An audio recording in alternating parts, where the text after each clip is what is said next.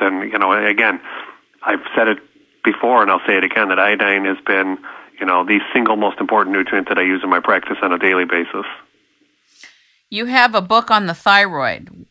What is your sense of people being iodine deficient and their thyroid's not working optimally? Do you think there's a correlation in that? Well, the thyroid gland sits in the lower part of our neck. It weighs 1.5 ounces, and it produces a teaspoon of thyroid hormone for a whole year. That teaspoon of thyroid hormone has to drive every cell in the body, the metabolic rate of every cell in the body, 24 hours a day, 7 days a week. So little variations in that teaspoon have big effects on how our body responds and how our health is.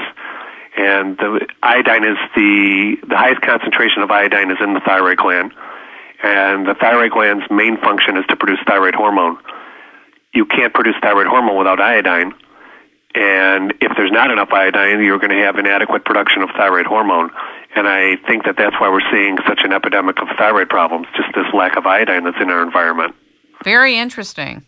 I've been on thyroid my whole life, my entire life, since I was age 12. So I've seen all of the toutings of different types of thyroid chemicals and patent thyroid. And recently, in the last 10, 15 years, I've been on Armour thyroid, and then that was taken off. That was stopped. For what reason, I don't know. But it sounds to me like iodine would be very helpful for people with thyroid conditions, and you've written about it in your book. What is the name of that book, by the way?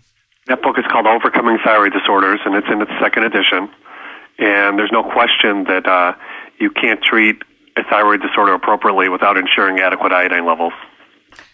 So where does one get the iodine load test? Are more doctors becoming familiar with this? Because I think probably 9 out of 10 doctors don't even know about it.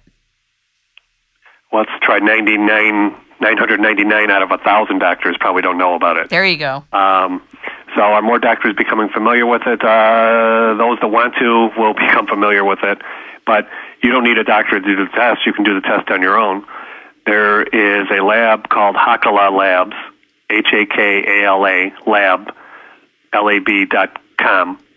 And the other lab that does this is called ffplabs.com. Wonderful. And they will do the test for, I believe, $70 or $80, and they'll send you the kit and tell you how to do it. Awesome. And then send you the result back. I love it. Let's talk about salt. I know it's the salt of the earth, and it seems to people that salt is nice, but it's not a big deal. When I was growing up, we were scared about salt. Don't take in salt. You'll have all these bad conditions. Keep everything unsalted.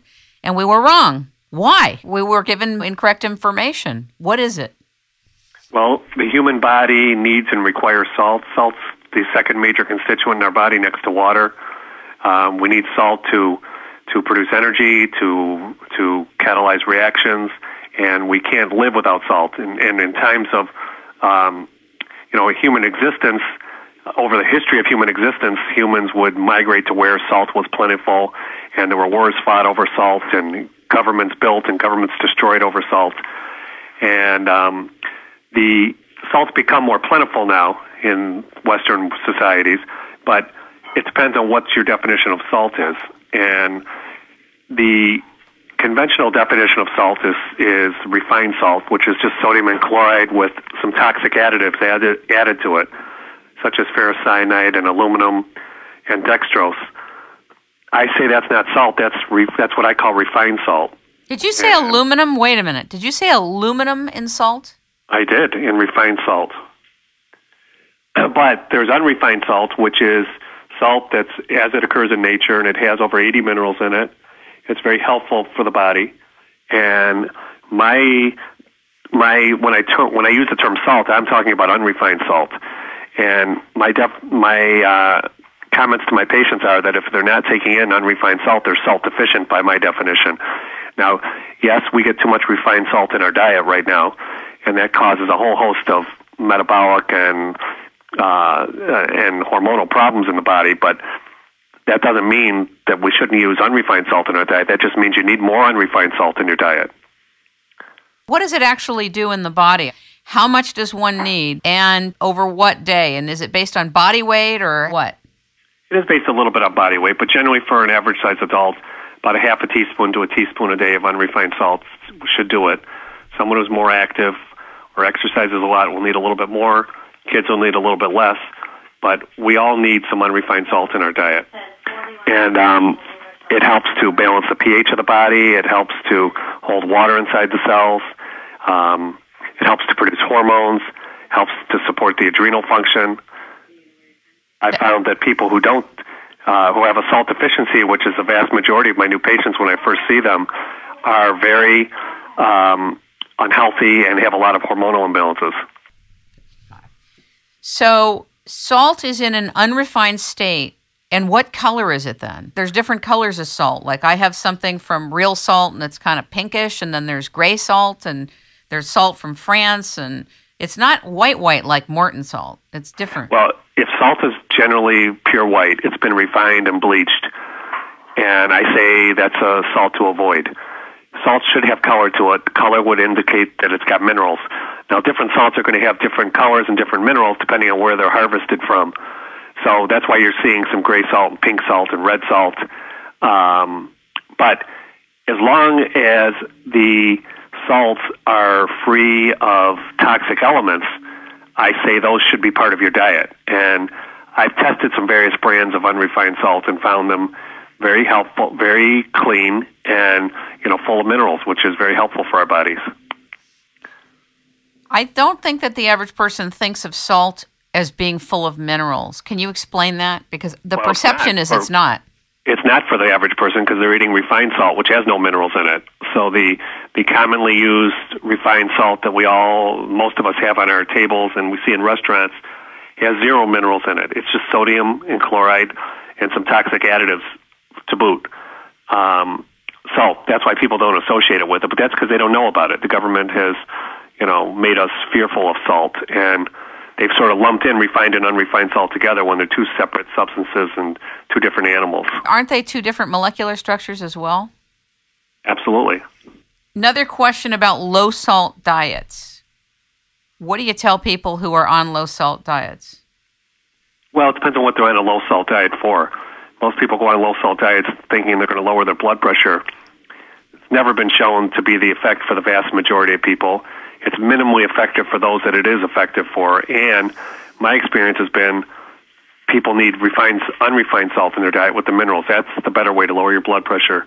Now, we all need to distance ourselves from refined salt. There's nothing good about that. It throws the body's pH off. It throws the blood pressure off. Not a healthy substance for the body. But that has nothing to do with unrefined salt. Totally different universe. You got it. Talk a little bit about the thyroid unrelated to iodine, what your findings have been in the last 5 years of your practice, just what you're finding in terms of people with thyroid conditions. Are there any patterns you're seeing? Is there anything you want to share with us? Well, there's no question that thyroid illnesses are occurring at epidemic rates right now. That includes hypothyroidism, an underactive thyroid, Hashimoto's disease, Graves' disease, and thyroid cancer. And unless we make some changes in our environment, unless we make some changes in the food we're eating and the choices we make at our kitchen tables, I only see this problem getting worse and worse over time.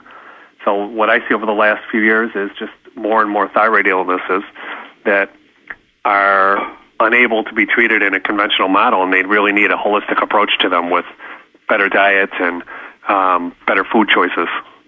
Do you mineralize in the morning? Do you take green drinks in the morning for yourself or protein drinks? I think it's best to try and get the substances from your food more than anything. Directly. And so it's better to eat a whole food diet and eat unrefined food and a variety of food. And then if you need to supplement, I think that you can supplement with various vitamins and minerals and green drinks and whatever. But certainly the best way to do it is to try and get it from your food supply.